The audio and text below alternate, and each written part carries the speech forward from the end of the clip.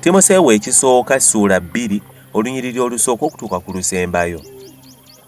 Kale okusooka byonna mbabuulirira okwegayiriranga n'okusabanga n'okutakabananga n'okwebazanga bikolebwenga ku lw'abantu bonna, ku lw'abakabaka n'abakulu bonna, tulyoke tubeerenga n'obulamu obutereevu olw'emirembe mu kutya Katonda kwonna ne mu kwegendereza.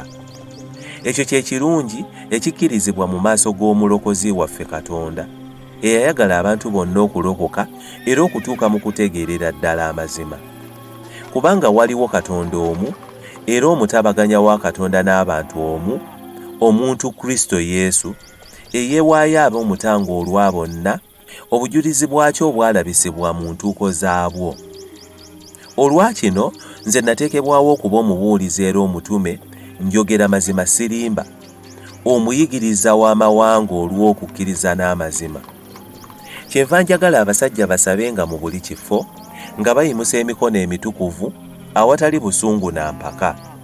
Bwe batyo n'abakazi beeyonjenga mu byambalo ebisaana, n'okukwatibwa ensonyi n'okwegendereza, si mu kulanganga nviiri, ne zaabu oba luulu oba engoye ez'omuwendo omungi, naye nga bwe kisaanira abakazi abeeyita abatya Katonda n'ebikolwa ebirungi.